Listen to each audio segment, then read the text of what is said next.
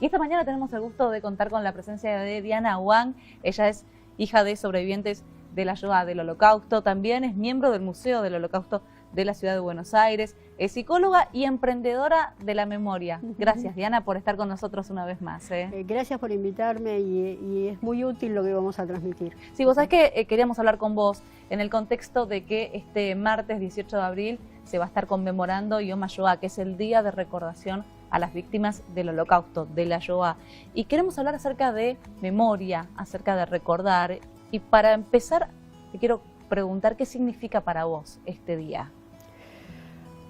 Este día y toda conmemoración que se haga respecto de la Shoah, a los que estamos atravesados por el tema, nos conmueve, nos sentimos como que esto es un estímulo y al mismo tiempo un mandato para salir, para hablar, para hacer esto que estoy haciendo ahora. Y sentimos, por un lado, el dolor del recuerdo de lo que pasó y por otro lado, el confort de ver que esto se conmemora, de que esto se recuerda y que en cada acto de conmemoración hay nuevas personas que lo escuchan. Y esto está bueno. Vos decías el dolor, ¿no? Y hay que atravesar o superar, ya me vas a decir vos, qué es lo que se hace con ese dolor para seguir con esta obligación que tenemos todos, ¿no? De seguir recordando y de seguir hablando de lo que pasó. Sí, y muchas veces me preguntan, ¿y para qué? ¿Para qué hablamos de todo esto? Y me parece que este es un buen momento como para volver a actualizar, ¿para qué? ¿Para qué estamos hablando de algo que pasó hace 80 años en algún lugar que para muchos no tiene imágenes concretas? ¿Qué es eso? ¿Qué es Polonia, Alemania? ¿Qué son campos de exterminio? ¿Qué es un gueto? Es decir, uno tiene fotos, flashes, los que vieron fotos y flashes. Uno dice, ¿para qué lo recordás? ¿Para volver a sufrir? ¿Para desgarrarte las vestiduras? No, ese no es el sentido de la conmemoración. El sentido de la conmemoración es que la Shoah, que es el genocidio más y mejor documentado de la historia de la humanidad, porta lecciones para el mundo de hoy y el de mañana.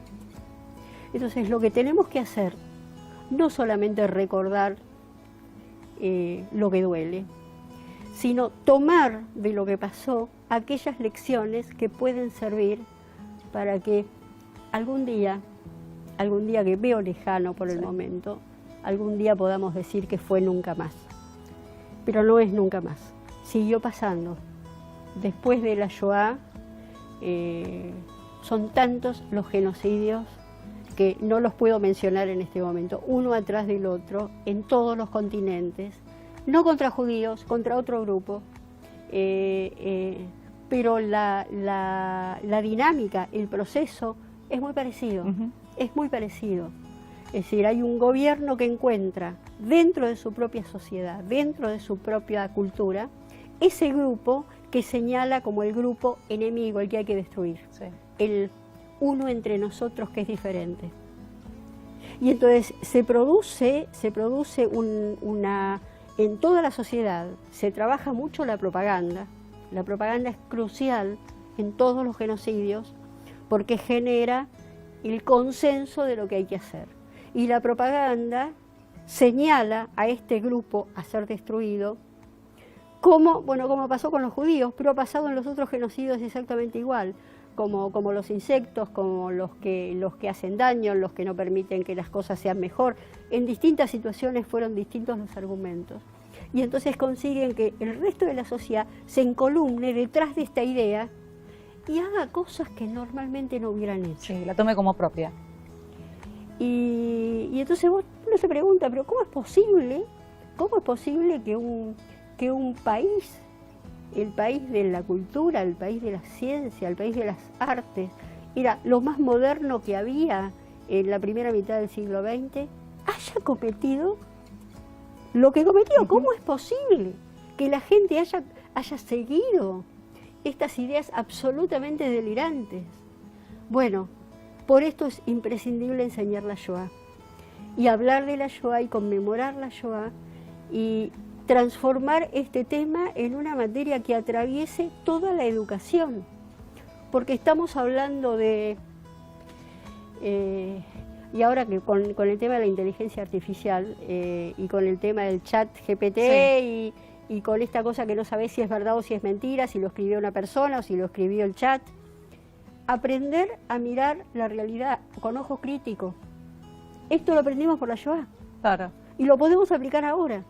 Yo te quería preguntar, y bueno, en realidad le pregunté antes de empezar la nota muy ingenuamente, Diana, ¿qué va a pasar cuando ya no queden sobrevivientes del Holocausto, de la Shoah? Y Diana me dice, bueno, ya está pasando.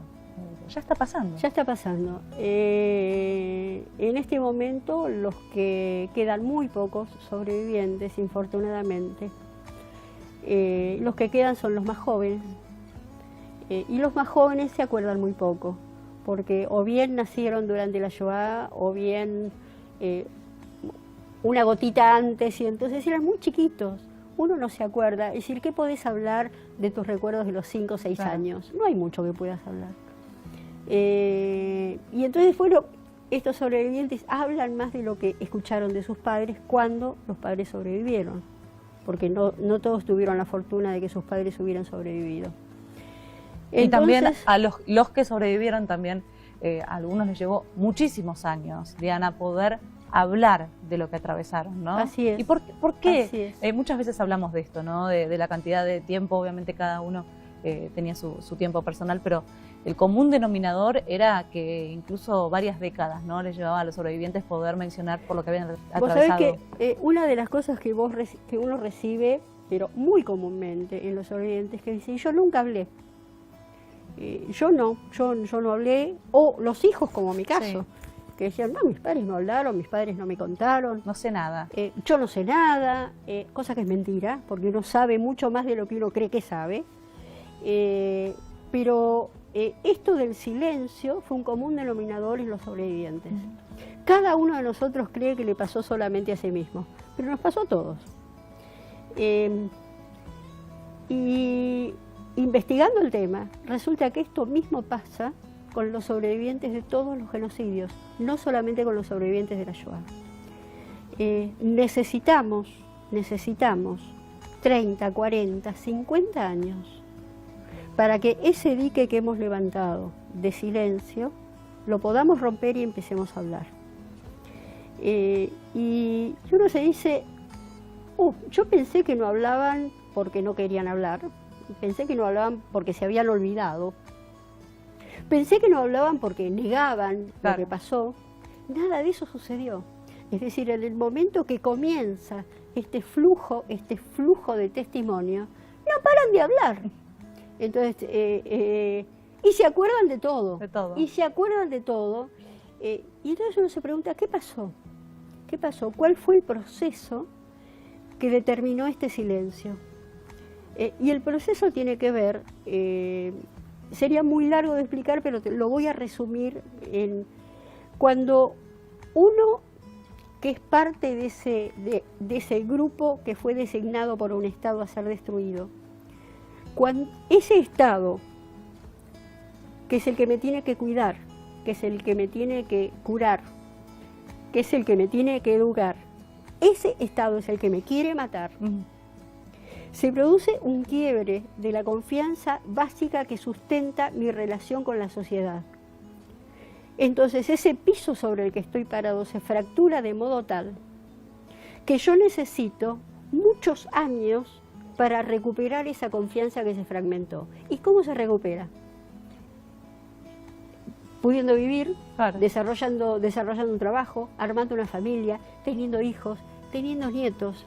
Y cuando uno mira para atrás y dice, bueno, el Estado volvió a cumplir esa promesa que me había prometido, que me había hecho, y entonces mi confianza no es que el piso fracturado se solidifica. Y queda no, igual, no. claro. Las marcas quedan, Sí. las marcas quedan. Uno no se olvida. Pero al recuperar la confianza, entonces puedo conectarme con aquello y empezar a hablar, porque además, después de todos estos años, empezaron a haber orejas que se abrieron y que quisieron escuchar, que al principio no las había. Claro, también eso es muy importante. Hay muchos temas que giran alrededor de esto, pero lo de la confianza en el contrato social entre el individuo y el Estado me parece que es básico para entender por qué el silencio de tantas décadas. Y me parece que también hay que rescatar esto que decís, ¿no? Que uno tiene la obligación de tener que escuchar.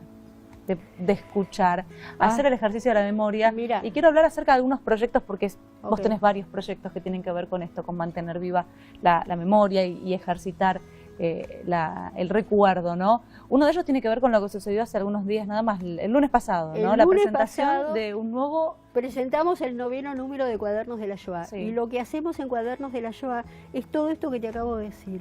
Es tratar de tomar por temas particulares cómo fue que pasó. Y otra vez, con la idea de aprender lecciones, de aprender y de poder enseñarlo. Es un trabajo, es una publicación que hacemos pensando en los docentes que tienen un día en el año, que tienen que hablar Sí. del tema, y que en general tienen 2 o 3 ideas básicas, porque la gente no tiene por qué saber todo de todo. Hay pilas de cosas que yo no sé de otras culturas. Entonces, diseñamos estos cuadernos y redactamos estos cuadernos precisamente para darles otros materiales más vivos a los docentes. Hay mucho testimonio, hay mucha reflexión y hay mucha idea de esto que te decía, de las lecciones a ser aplicadas. Y puede ser así como te di el ejemplo hace un rato de la inteligencia artificial, es algo que está pasando ahora, Sí. que está muy caliente. Muchas de las cosas que sucedieron en la Shoah tienen que ver con este mundo de hoy. El mundo no cambió, el mundo sigue siendo el mismo y los peligros a los que nos enfrentamos siguen siendo los mismos. Con otros protagonistas, con otros actores, con otros temas, pero es muy parecido. Y tenemos mucho para decir, tenemos mucho. Y respecto de lo que vos me decías de cuando los sobrevivientes ya no estén más, nosotros diseñamos el proyecto Aprendiz. Sí. El proyecto Aprendiz, en donde formamos adultos jóvenes que conocieron cada uno a un sobreviviente en particular y están dando testimonios. Es decir, en este momento, cuando las escuelas y las instituciones piden testimonios de sobrevivientes en esta época tan fuerte que es Sí. alrededor de Yom HaShoah, van muchos aprendices. Y el aprendiz puede ir y decir, mirá, yo la conocí, yo estuve en su casa. Es decir, cuando abrí la puerta, me estaba esperando con la mesa servida con el té. Y tenía que comer, porque si no ella se ofendía. Fíjate que empiezan a contar a la persona viva, Claro. a la persona viva, y esto hace que lo escuches de otra manera. Qué No importante este proyecto, Diana. La verdad que cada vez que te escucho hablar del proyecto Aprendiz me pasa lo mismo. Me parece tan importante, tan fundamental. Bueno, los que no lo conozcan, ¿cómo pueden hacer para conocer acerca de esto? Mira, tenemos hechos algunos videos con los aprendices con los que trabajamos para que hagan una charla estilo a las charlas TED. Sí. Entonces son unos videos de no más de 12, 15 minutos.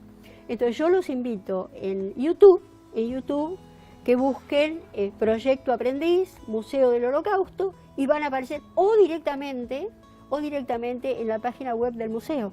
En la página web están todos los videos y pueden ver la fuerza y la dinámica que tiene esta persona joven que está hablando de aquel que le pasó lo que le pasó. Importantísimo, si algunos no saben de lo que estamos hablando, por favor que Sí. visiten, que lo busquen con las indicaciones que acaba de dar Diana.